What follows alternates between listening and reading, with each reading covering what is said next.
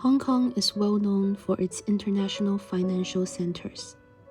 It offers numerous job opportunities and competitive salaries, attracting many individuals to Hong Kong for employment.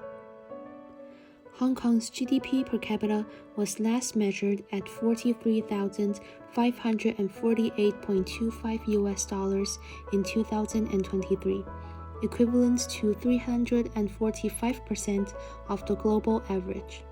However, the wealth gap in Hong Kong is extremely unbalanced. In the first quarter of 2023, the poorest 10% of households had a median monthly income of only 2,300 Hong Kong dollars, a drastic drop of over one-third since 2019. Meanwhile, the wealthiest 10% earned a median monthly income of 132,600 Hong Kong dollars, a growth of over 10% since 2019. According to the Demographia International Housing Affordability Report, Hong Kong has been the world's most impossibly unaffordable city for the past 14 years. In 2018, the median income of Hong Kong residents was 17,500 Hong Kong dollars, while the average price of a 70 square meter private residence is 12.04 million Hong Kong dollars. An average family of 3 has to work for approximately 19.7 years to afford it. The living conditions also vary according to the house price. Luxury housing offers services and facilities such as security, 24-hour gyms, swimming pools, and daily cleaning services.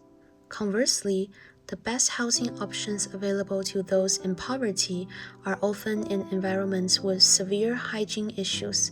In 2021, 215,709 individuals lived in subdivided units, facing harsh living conditions, including contaminated drinking water, units lacking windows and natural sunlight, and the absence of air conditioning.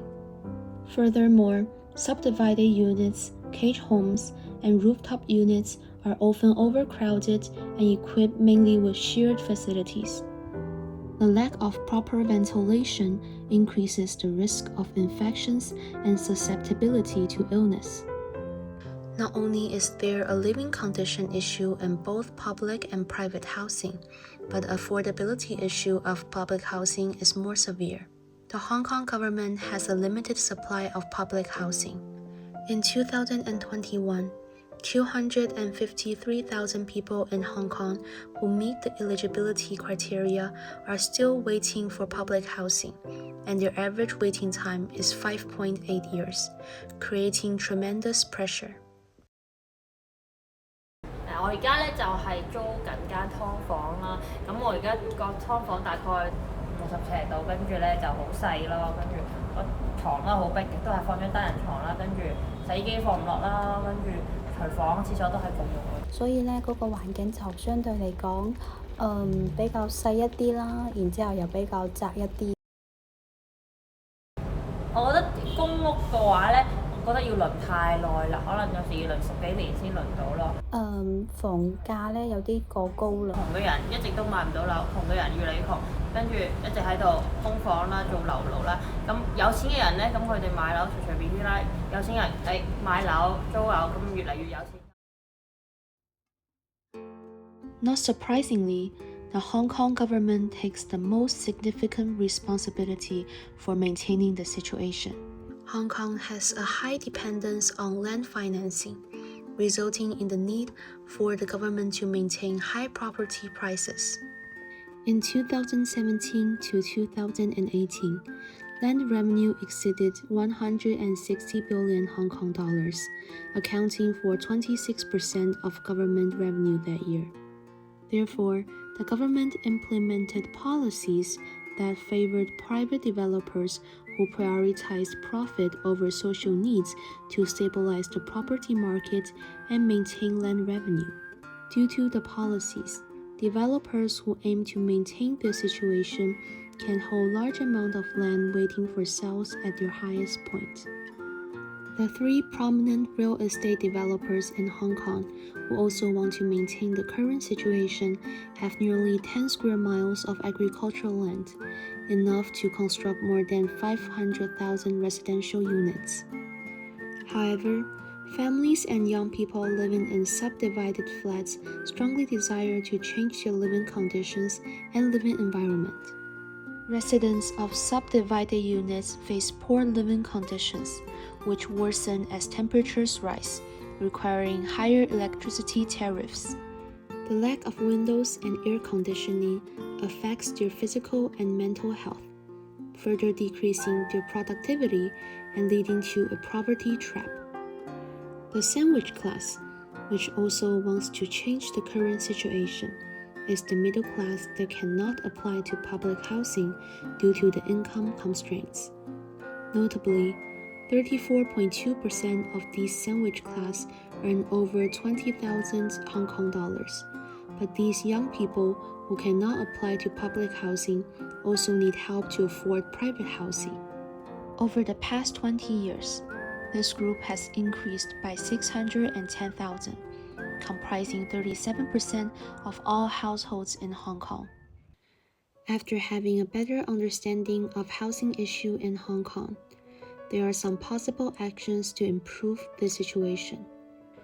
First is to foster better collaboration between the government and private firms, creating a framework for them to work together effectively to address the housing crisis and broader issues of the housing inequality. Second, increase the supply of affordable housing, accelerate public housing construction, and create large-scale developments in northern metropolis areas. The government can also expand social housing eligibility and provide subsidies for the sandwich class, allowing them to enter the housing market and alleviate their pressure on house rental. Private firms and NGOs can improve the housing and living environments for low-income residents who mainly live in subdivided flats.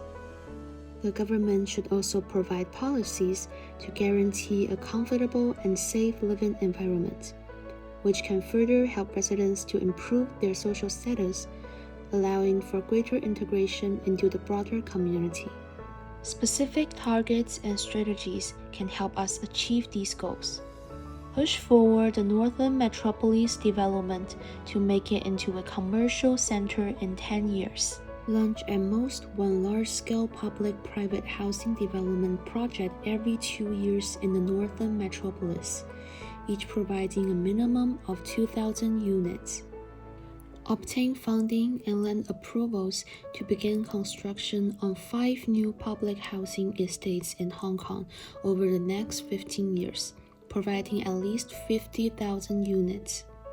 Provide a 10 to 15% tax deduction annually to developers who renovate old houses. The government can also conduct an annual survey of housing waiting lists and apply a formula to construction timelines to make sure public housing production remains ahead of demand growth. The government can establish a dedicated housing rights hotline with NGOs before 2025 that receives at least 100 monthly calls seeking legal aid or other assistance for housing.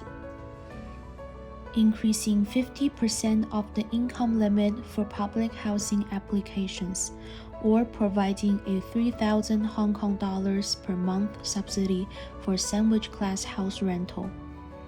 Hong Kong's housing crisis is a multifaceted issue exacerbated by significant wealth gap and high property prices.